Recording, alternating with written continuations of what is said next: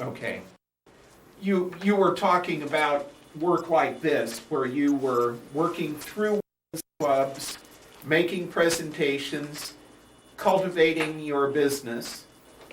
And, well, we were going to Montgomery to talk to the legislative committees. Correct. And, you know, people like Albert Bell on jury service for women, he would say, Nina, I'm not going to go for it. My wife doesn't want to serve on the jury. And I said, well, Albert, she doesn't have to serve. It's permissive. She can say, I opt out. So we went, but the most important thing is that in going to Montgomery, we were insulted right and left. But we went to labor union meetings here because they were talking about prisons, reform, labor Right. laws for children, labor laws for men, women, hours, these type of things. So they asked you to their meetings. Their meetings were black and white in the labor union. Miss Mervyn Stern would go with me, you know, and we went to Westmore, Dolomite, Brookside, everywhere. People don't remember this. So when I went for the council, I had a background. And then from that, black churches began to be interested in that type of thing. So I was asked to go to black club women.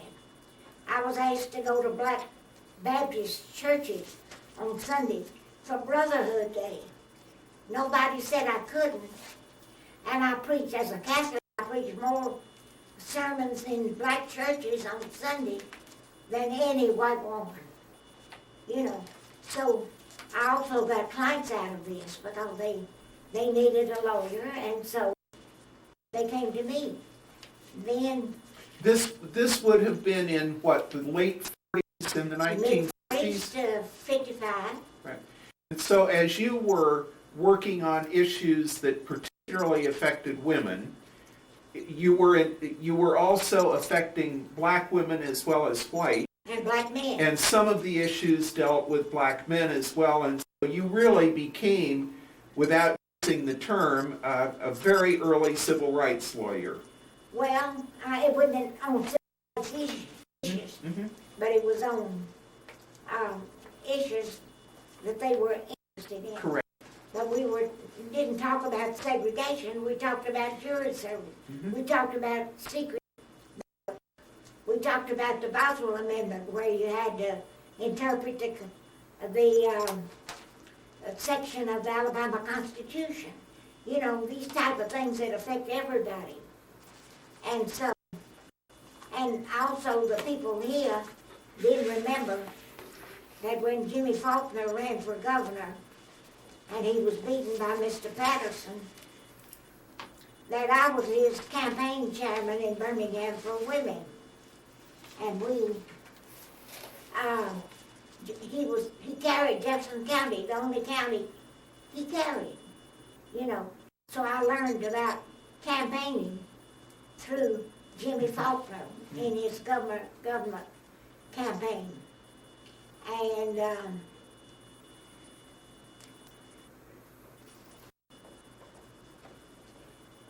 I had a background that people in all the little small villages, etc., in the community. My impression is that Birmingham during this time was so separated racially that the kind of visits that you were making were really very unusual. Yeah, but nobody thought so. I mean, I never got a repercussion. It was just civics. You know, black people, if they could vote, didn't want somebody to know how they voted. Right. They didn't vote either. You know, all the things that we were interested in were for the betterment of the community. So, secret ballot, merit system. You know, used to be that when City Hall changed mayors, all the people went out, and you got a whole new staff of employees.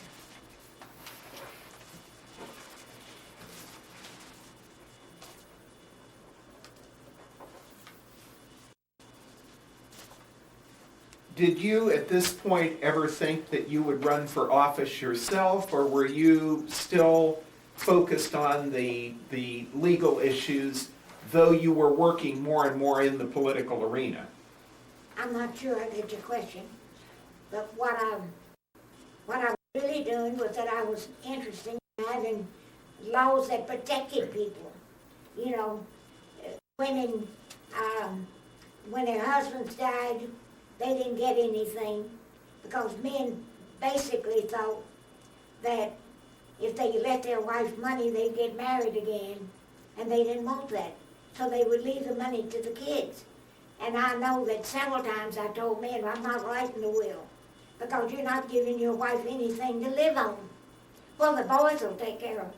I said, since when? You know. And so you kind of felt that the laws really affected people's lives. You know, so I was involved in all these things, and people evidently were too, because the laws were pretty awful. And then when did the thought of entering politics first occur to you? Do you remember? Well, I ran for the legislature in 1958. And that was when we had 7 legislators. And I think I came in 13th. I got about 20,000 votes, but that was countywide. But I got defeated. And then in 62, well, basically while I ran, everybody was on my tail. You know, you've done so much talking, now get busy and do something. You know, that type of thing. So, Who would have been the kinds of people who encouraged you to run first in 1958 and then more particularly in 1962? well, basically, people like Miss Stern, you know, the club women, Birmingham BPW, university women. I mean, they were all, you know, and we got a lot of dollar donations and $5 donations because you didn't run a campaign on big money. I remember when I ran for the legislature, Joe Bruno gave a party for me, and the admittance was $5. You know, now when you get asked to go to a judge's, it's $100, you know. And Miss Stern threw a party that I think was free, you know, things like that. Everybody. Mrs. Lukowski, I mean, all those nice people. Well, the period of 1962 and 3 and beyond is, I guess, the period that Birmingham is most known for. And so why don't you just begin and talk about that period of time as you experienced it and what your roles were during that period of time. Well, you know, I think that if Bull Connor had not closed the parks, we probably would not have had a change of government. But I think that was so patently offensive. And by the way, in 1952, when McCarthy was in his height, there was a movement, American Heritage Movement throughout the country about loyalty and the Constitution and dissent and communism and all this kind of stuff. And so there was a concerted movement to try to tell people that, you know, you can be different and still be loyal. You know, you don't have to do exactly what McCarthy says, that if you differ on a small point, you're a communist, you're blacklisted, you're out of work. And so they had leaders that were supposed to go out into the various communities and talk to groups And so I was asked to be one of the leaders, and we met at the library. And they brought in black ministers from North Carolina. They brought in white people from Chattanooga. I mean, it was kind of an area thing. And for a week, we talked about constitutional issues. I think that Mr. Thornley was at the library at the time, I believe. And so we went to Bull Connor and said, we're going to have 4 or 5 black people in these conferences. He says, well, go ahead and do it, don't talk about it. And so we had 4 or 5 black people come, and we discussed all these issues they would go back and be leaders for. And that's when I realized, maybe for the first time, how much I had missed in not being able to talk with male lawyers in my beginning years, when they met for breakfast at Hooper's, when they met for breakfast at Billings Cafeteria and talked about judges and issues and cases. Because the black ministers, really, some of them, were not aware of the intricacies of issues because they had never discussed them with another human being. And so that's when I realized how much interaction between people was necessary to get a complete picture. That's when I first became really aware that you had to communicate to be on the same wavelength. Now, these meetings that you mentioned at the public library that included black representatives, But not from Birmingham. but Bull Connor was aware of this. These were in what period? The late 50s? About 52, I think. Really?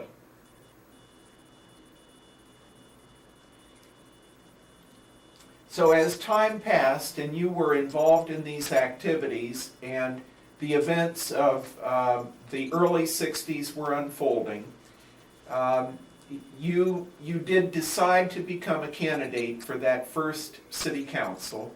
Were you involved in the previous activities that David Vann is so noted for regarding the change in the form of government? Yeah, we were involved in getting the petition to change, getting signatures. We were involved in talking to people, meetings to get the change of government, you know. And I think we became aware of all this hate literature that came about, you know. And of course, the change of government would have never taken place without the black votes. The black votes were really the margin of victory. I know you know that. Yeah.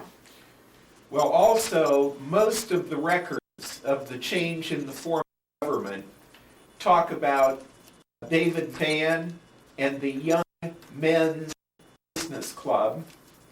And to my knowledge, there really is no acknowledgement of women playing a role in advocating that change in the form of government.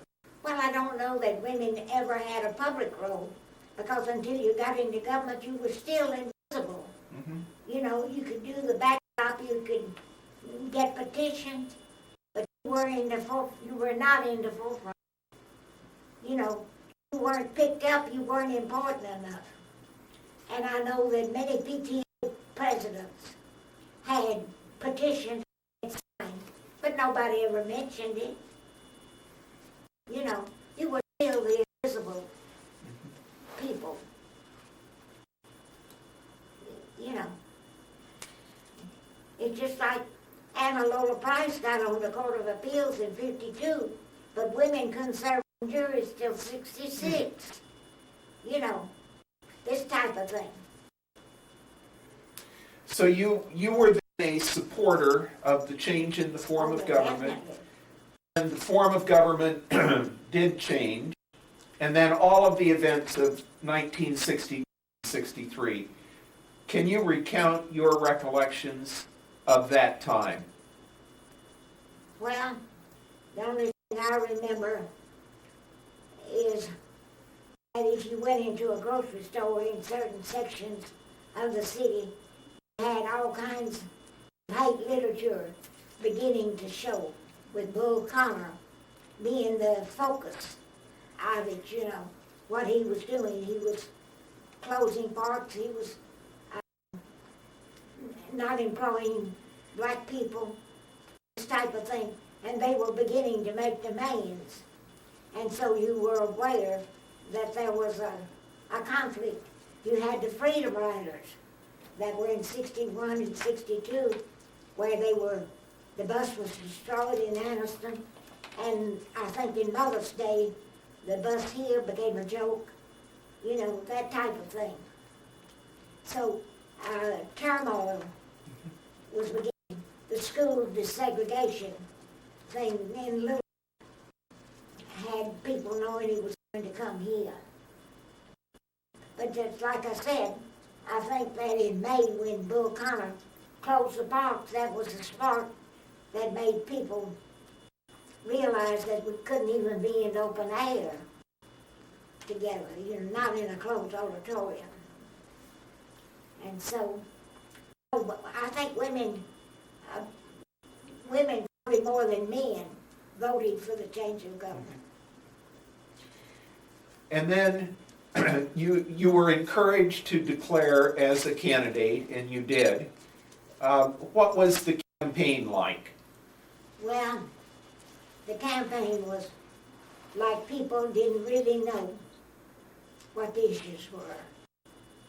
I mean, one of my first recollections is that a lady who was president of a large PTA called me and said she wanted some of my literature. I went to her home. She was a mighty strong political lady. I mean, she had a following. When I walk in, the first thing I see is piles of Bull literature.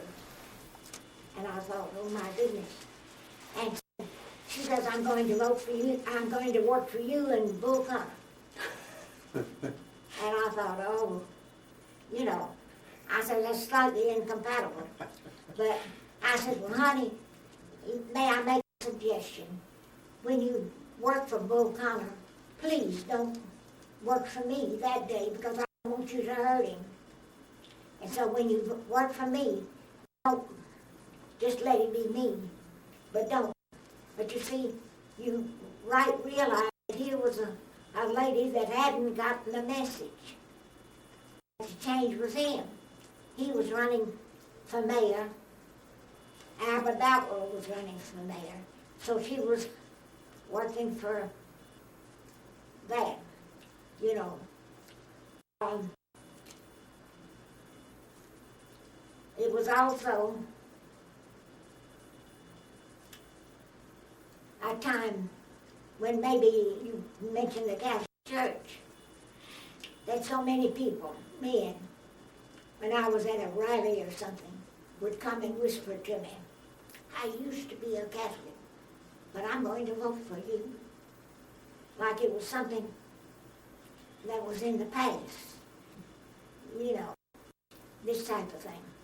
Also, in campaigning, the club women really went out for me. I mean, they worked up a storm. I don't know if you remember Walter Mills, who was with Bainbridge. He called me up one day and he says, Nina, I've got your friend, Willie Averett, in Dora. That was Miss George Averett. They had the Ford agency in Dora. He said, she called me 3 times and said I had to vote for you. And he says, I told her that I wouldn't consider it. He said, she called me back and called me back. He says, Nina, yesterday I finally told her, Willie, I don't live in Birmingham. I live in Mountain Brook. I can't vote for her. But she had called him 4 times to tell him how good I was. And I got this same response from women all over Alabama. You know, I had made so many speeches in 65 counties. They wrote their brothers, they wrote their aunts. I got more people that told me, so-and-so in Opelika called me, so-and-so in Tuscaloosa called me. I mean, I had the business and professional women and the university women were terrific. I mean, all over the state, even men. Miss, how was the campaigning? You know, wasn't there about 75 people that ran? 75 people. I mean, that's almost as many as are running for governor of California today. But I was wondering how the campaign, were there forums where everybody, or were the forums segregated? How was the campaign? There were three women and 2 black men that ran for council. Mr. Ware and Mr. Williams. No, we went to meetings and some of them showed up and some didn't, you know, and some were booed, but I always just preached good citizenship, you know, and left it at that. With so many men and women running for office, were there any sort of coalitions and alignments that emerged among these people? All that literature, it's just pitiful. Oh yeah, there were ads all over the place. Let me see.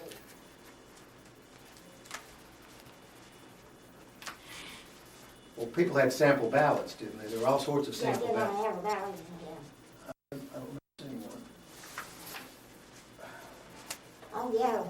There were railroad ballots, there were merchants' ballots, there were doctors' ballots, there were all kinds of brotherhoods. And there must have been 7 or 8 groups that we called hate groups, but groups with an agenda, you know.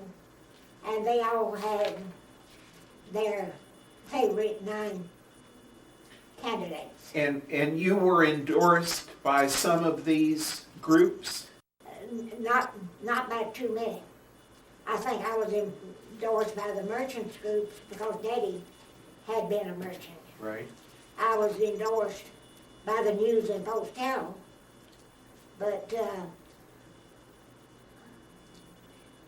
it was interesting that some of the people that were endorsed on one group didn't turn out to be people that ought to have been on that particular group they had evolved.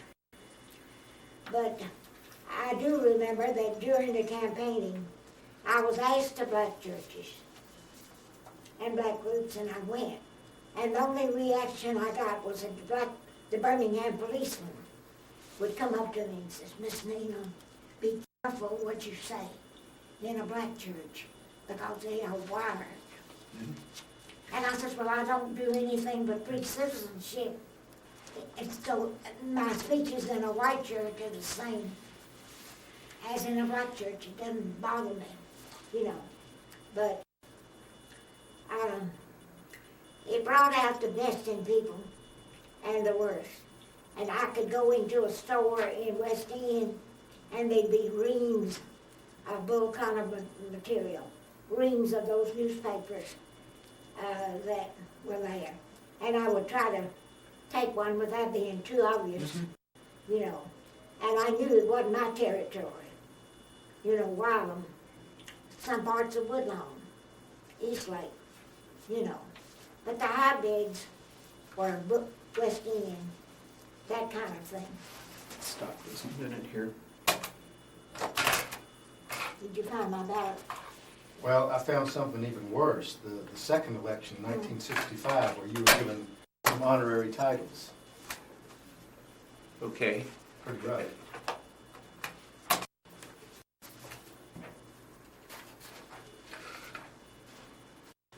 That was the second election, 65. All right, this is on. Miss Nina, what,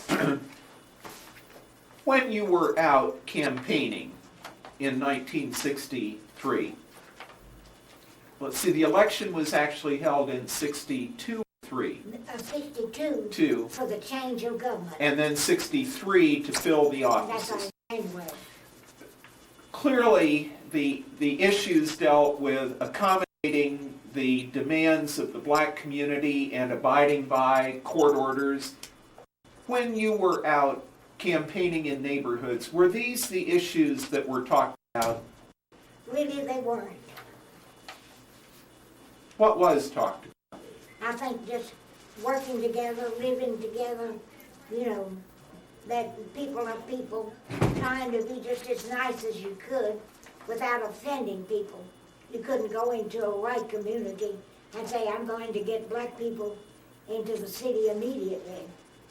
You know, but you talked about opportunities, working together, living together, etc. And people got the message, you know. And so you were pretty well defined. I mean, like Alan Drennan and me, I think we're pretty well understood to be kind of on the liberal side.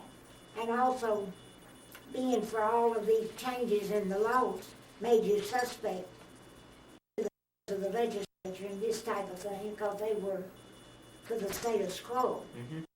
And when we talked about, you know, voting, everybody should vote, that was an absolute hit at Governor Wallace because he was for the Boswell Amendment. You know, the party, when they broke up from the National Democratic Party, these types of states' rights party, so code words. And some people got the message. I know one little man in Pratt City would come to the office and ask for literature. And the one thing you learn is never give anybody more than 15 or 20 pieces because it's going to be wasted. So the girls in the office would hand him 15 or 20. He'd come back day after day.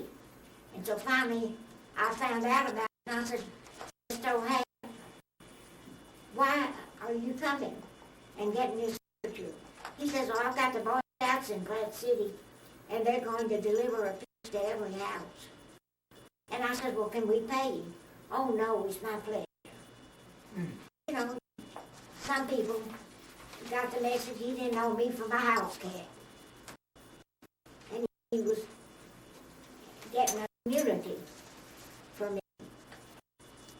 And with all these calls that Mr. So-and-so couldn't vote for me because he didn't have blood, you know, in the first election, 75 people, I came in third.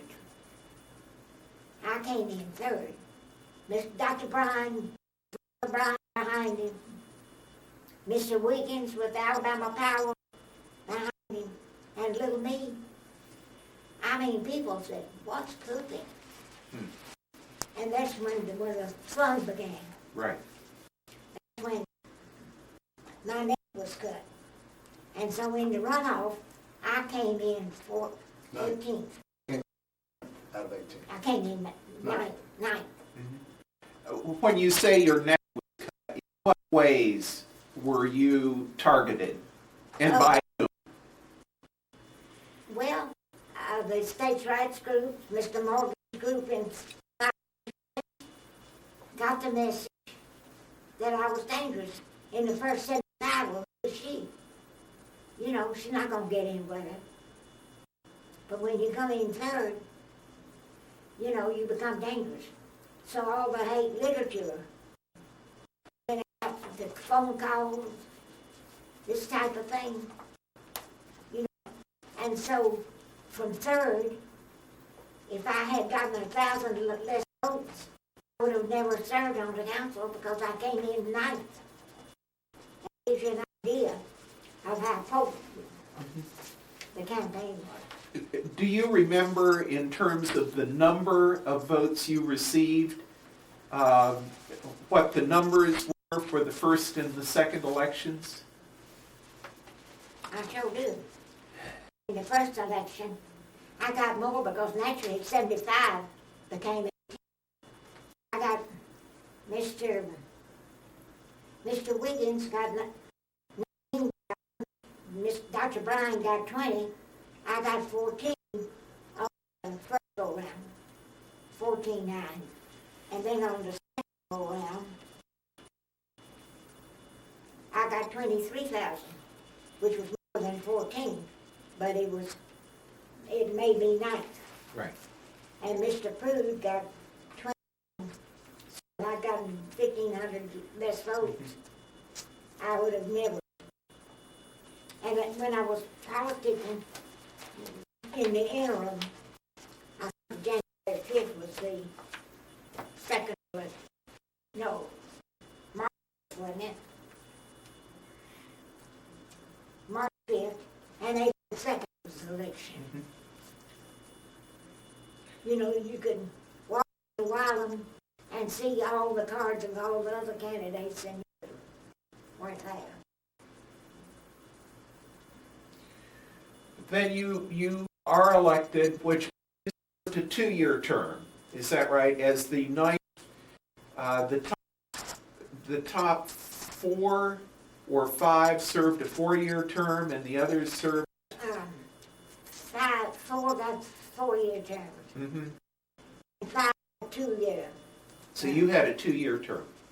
Yeah. But now suddenly there are 10 people who have been elected to office, 9 council members, and a new mayor.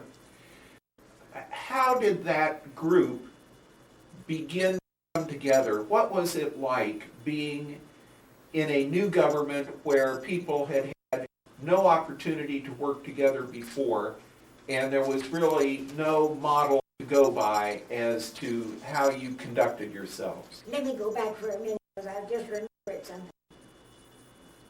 One of our bankers who lived in Forest Park and always insisted that I go to his Christmas Eve parties, you know, and I didn't usually show up because we usually celebrate Christmas Eve at home. We didn't go drinking. And so he tells me, I don't know why you don't like me and won't come to my parties. So naturally for a couple of years, I went to his Christmas parties, even if I didn't just show up and skedaddle out.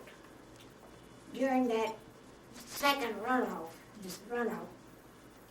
I met him on the street at 21st and 3rd. St. Paul's is on 22nd and 3rd. He says, Nina, I'm not going to vote for you for city council. And I said, well, I'm sorry you don't think I'm qualified. Oh, you're qualified. I'm not voting for you because you're Catholic. This is a bank person. And I said, well, I don't know what that has to do with it. He says, well, the Pope will tell you what to do. And I said, Mr. So-and-so, the Pope doesn't have my phone number. He doesn't even have the phone number of the pastor at St. Paul's. He could care less what I'm doing.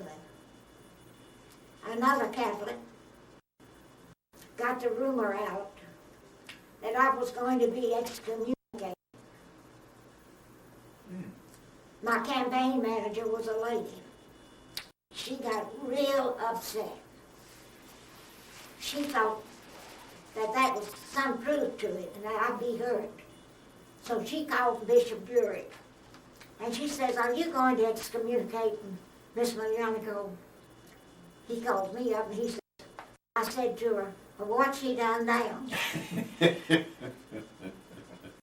And so they talked back and forth.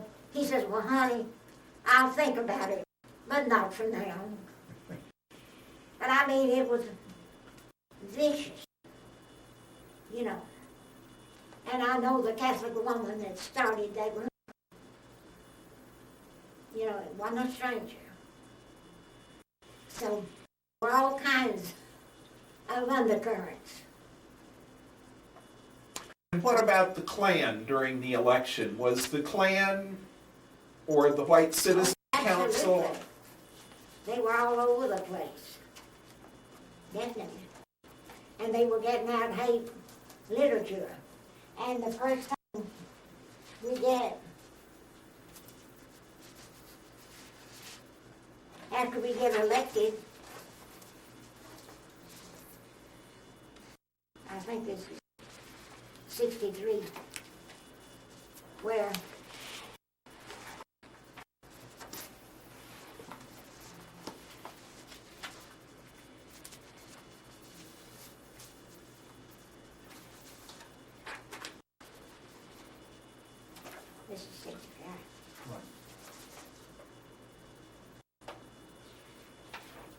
Ooh. Yeah.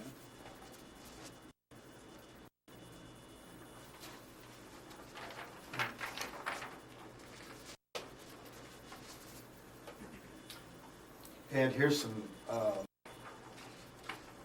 literature from that time, April of 1963.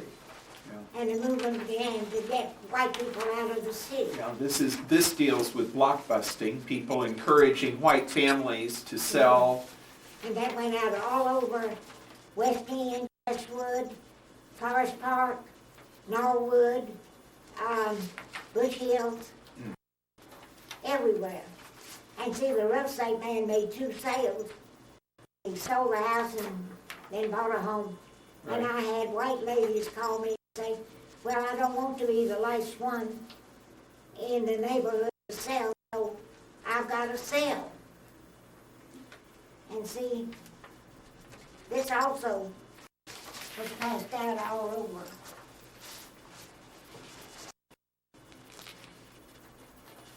You can have those too. All right, I would deposit these here with the interviews so that people can see and read what your,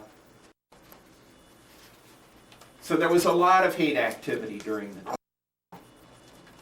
It was mostly the integration of the schools, you know, and so, and you were asking what it was like to meet in all those days where we met constantly. And you know, the government wasn't affirmed by the Supreme Court until May 23rd.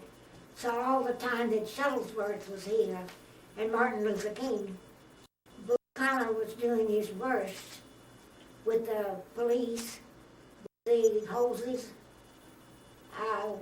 with the dogs, with the raping children, putting them in jail. And we had 2 governments, but Albert couldn't do a thing because the governor was with Bull Connor. And I know that Alan will tell you that the governor was constantly saying, let me bring the National Guard in, let me bring the state troopers. And we would say, and Albert would be, you know, really worried about it. And we would say, well, we can handle it, we can handle it. And when he did send this National Guard in, the President of the United States, Kennedy, federalized it, so he was stalemated here. He wasn't stalemated in Montgomery and Tuskegee, but he was stalemated here. Also, you know, all the demands for blacks to city clerks, black clerks, you know, people would call me and say, well, I'm going to buy in Riches in Atlanta. I'm not buying at Lubbock. Riches has black clerks. Yeah, but it's not Birmingham, in my city, you know. And they were willing to go to Atlanta and buy a black clerk, but not here. Amazing. You know, all kinds of things like that. But most of the pressure came from George Wallace. You know, he was helping Bull Connor. You know, and of course the black people knew he became governor, but Bull Connor was still sitting there. Those people had to make a reputation too, so it suited them not to trust us. You know, not to wait, and you can't blame them, they had been waiting long enough, you know. But anyway, it was a tough time. Nina, you said that the demonstrations, the height of the going on after you had been elected, but you couldn't do anything at all. We had 2 governments. Describe that. How did that happen? Did you have 2 meetings? Well, no city person was paid after April 5th. They didn't have an ordinance signed by Connor and Wagner and Haynes, and signed by Mayor Bowell. They met in the morning, we met in the morning, they met in the afternoon. And because the old government had filed a court case saying that the election was correct. And Judge Byron said no. And And on May 23rd, the team said, and so that's when we really took over. And it was in about 2 weeks that the demonstrations negotiated settlement, That's right. and the city officials had responsibilities particularly related to the segregation law. In the first week of June, we opened the parks. I believe. And then on June 23rd, we got rid of all the segregation ordinances. So, you know, that was a slap to everybody. And then remember in September, kids were integrated into the school system. Not many, but, you know, 5 or 3. So we did fantastic things. We didn't have any money, but the golf courses could be open, and the parks legally were open. The ordinances were all closed out. On June the 5th, the Tuck Hotel opened its doors to black guests. Mm. You know, everybody was trying to help us. And that was 63, prior 63. to the requirements of the 1964. So, did the mayor and council agree unanimously that these changes had to be made, or was there tension and division in the elected officials? Oh, there were. You know, they had elected some of their own people, you know, and it was quite obvious who was who, you know. And I think Mr. Williams got credit for being with us, but I don't really think he was for you know, but it fluctuated according to what we did. Well, what was, if you will, liberal position or progressive Well, if you position? voted segregation ordinances to be voted, it was public. And who did that? You and Alan Drennan and who else? Seagulls, Mm-hmm. Hawkins, Dr. Bryan. And then we met in homes. I mean, we met constantly. And you know, if you met at City Hall, you were met by 100 or 200 Klansmen in their outfits. You were met by Dr. Morgan's state party. And Dr. Morgan was a good friend of mine later. You know, he was a member of the state of Scroll. You know, this type of thing. But it was rough. You know, and also Kennedy in an order to the Civil Service Commission, opened the civil service rules, and I think that he employed, or the federal civil service employed 53 black people in June in the postal service and in the Veterans Administration. You know, and of course in September we had the problem with the girls, and in November you had the president killed. You know, 1963. So it was a time of turmoil. Where were you on November 22nd? Hmm. Where were you on November 22nd, 1963? Weren't you in Texas at the time? Was that when? Were you in Texas on that day? Yeah. Well, maybe you could tell about that. What were you doing in Texas? Well, you know, the was working, and we were trying to get economic development. Chamber of Commerce was trying to also try to put better spin on things. Mr. Smyer in Tokyo, you know, about the bad press. Yes. So they organized a meeting, a trip of businessmen to go to Houston and Dallas in November 22nd and 23rd. to inspect how they were bringing in, how they were using segregation, things of this kind, how they were doing things to improve their communities. And on the 22nd, we worked in Dallas on the 22nd. And at night, when we left, we had a private plane. When we left, we were on the tarmac in a private section of the airport. We saw Air Force One come in. We watched Kennedy get off the plane and go into the airport, and then we got on our plane and went to Houston. We got to Houston about, 7:30, something like that. And Eugene May, who was Elizabeth May's brother, and you know, she was with spastic aid here, and a very well-known woman, met me and took me to dinner at his home. And the others went to the hotel. And we kept driving and driving and driving. And I said, Eugene, I thought you said you lived in Houston. Well, I do. And I said, well, what? Well, we don't, you know, don't have suburbs like that. So they were still in Houston. Well, naturally, he takes me back to the hotel. The next day, we go around Houston,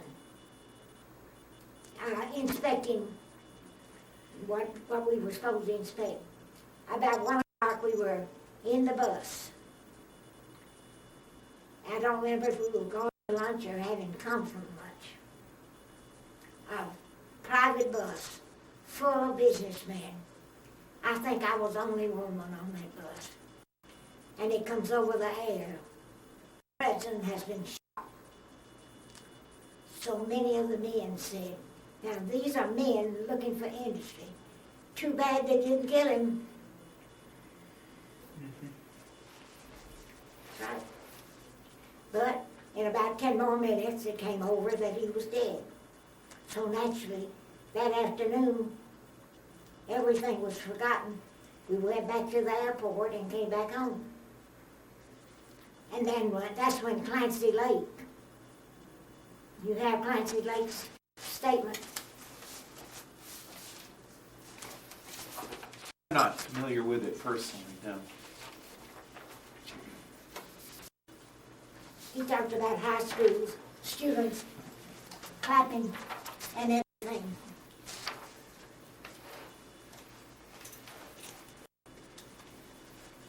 Yes.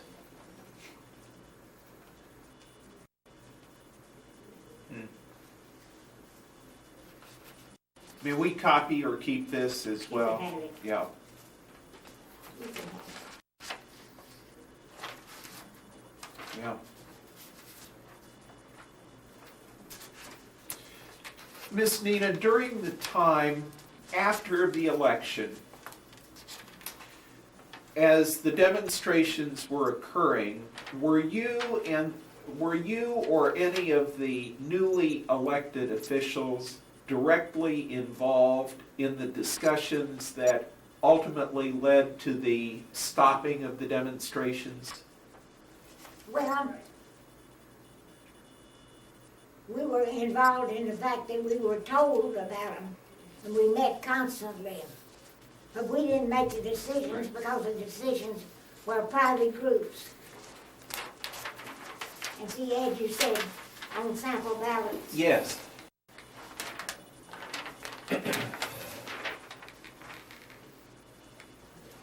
If you would make a Xerox of that and send it back to me. All right. I'll do that. Because that's the only one I have. Okay? That is wonderful. But there was turmoil all over. And you know, opening the schools, the girls led to 16th Street in September. You know, and the president sends down the coach from what? Army, from I the think. military academy. Right, Army. West Point, and somebody else, I forget, a general. And they came down to try to swear things. Were you receiving personal threats at home during this time? I sure did, constantly. And later, I think it was nearer 65, Mrs. Chambliss called me one Saturday night, This is Mrs. Robert Chambliss, the Mrs., and identified herself. And she whispered, she says, I can't talk, but you be careful because they are going to kill you. And I says, well, okay, honey, I appreciate it. Had you ever had a conversation with her before? Never before and never after. Right. And it was whispered, and it was about 10 or 11 at night. You know, it's when she could get to a phone probably. But she identified herself. And this is the wife of the man who was later convicted That's for the bombing of the 16th Street Church. And was she accurate in having a reason to warn you? She didn't know me, and I don't think she was active. Yeah. I think she was just a housewife. But you did have a bomb experience at your house. Oh yeah, April 1, 65. This was in your first term. You were in your first term when this happened. The first time. Yeah. And what was that? What happened? Well, you know, we lived on Essex Mm-hmm. at that time. And Mr. Meyer lived above us, and Major Davis lived on the other side of us. And Mr. Meyer was a Jewish gentleman with the Jefferson Distributing Company. He was an older man. He had a housekeeper and a butler that lived on the premises, and everybody had servants' houses in the back that are now garages, you know. And Daddy, we used the front door of the house only to get the paper, Post Herald in the morning. And Daddy got up, and about 7:30, he goes out on the porch, and he sees a box. It's like a grapefruit box. Well, we had people, friends, that might go to Florida and bring back grapefruit. And his first reaction was that somebody had brought us grapefruit. So he picks it up. He hears a tick. Daddy was 80 years old. He doesn't tell me this, but what he does is he reaches in, picks up something and throws it in the yard. Now, what brought in the other people is that morning, the nurse of Mr. Meyer and her boyfriend, her husband, had just parked in front of the Myers home. And the car comes and delivers the grapefruit to our house. They don't think anything of it. I mean, somebody leaving a package. But we know they did that. Daddy, if they had brought the bomb 15 minutes later, we would have all been killed. Because we didn't use the front door, except to get the paper. We used the side door where the car was parked, you know, between us and Major Davis. So Daddy comes in, he knocks on my bedroom door.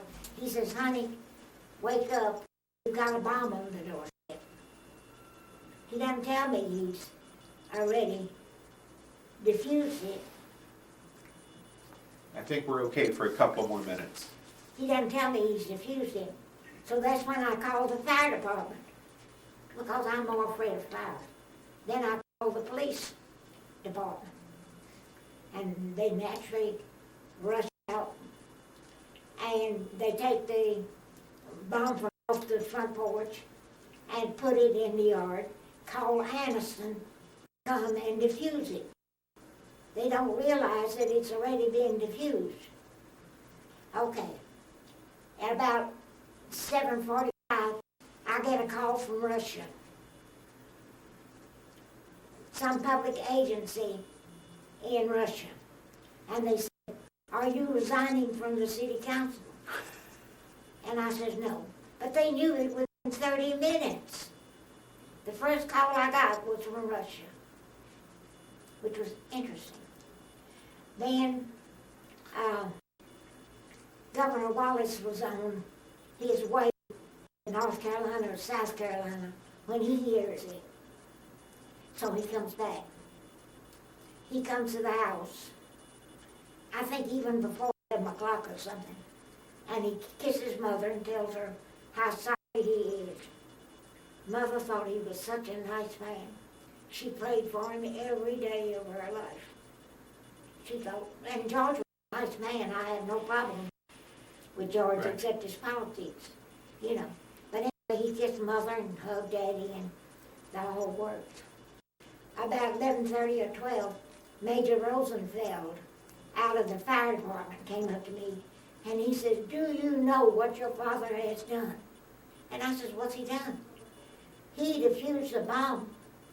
He could have been killed in a minute. Let's stop so that we don't miss anything and change the tape. It's wonderful. Do you need to take a break? No, but I want to. Finish. I think This is if great. if we can go maybe one more tape. Okay, I've never heard that thing about the Russia. It What do you is. think that was all about? I have no idea, but they had communications. I had never heard the Russian thing. Goodness So gracious. this has been a good morning for you too, then. Oh, shoot, yes. So this is the Committee for a Better Birmingham. I'm looking to see. What? Well, wasn't this your buddy? Wasn't this your next door neighbor? Yeah. He was on the ballot?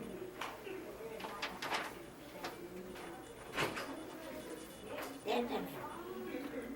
But so was this guy. Yeah. Because that's why they made one of their mistakes. They thought he was one of them. Mr. Williams. Yeah. Well, he wasn't a mistake, except he He came around. could come around. I'll be darned. 1, 2, 3, 4, 5, 6, 7, 8. Look at this. It says vote for these 8 and one other of your choice. But you had to vote for 9. My gosh. I'd like to get a copy of this. I would like to get a Well, copy. you can take it to the office and get one. Okay, I need to get a copy of this. For Still sure. going, huh? Yeah, this has been interesting. I can't wait to listen.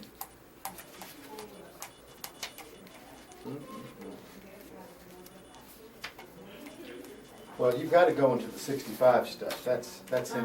You have to go into that 1965 stuff. You need to go into that, at least. The biggest challenge for me, technologically, is opening the tape. Well, would you like to help out? Can you do it? I don't know what the problem is. Let's see if we can. Usually, I'll be working on this one.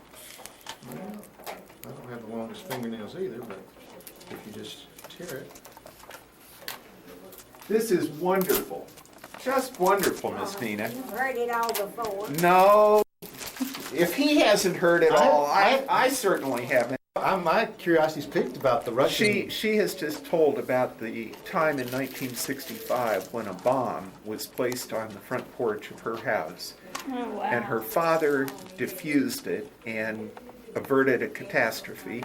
But the first I've call, never heard that story. the first call that she received within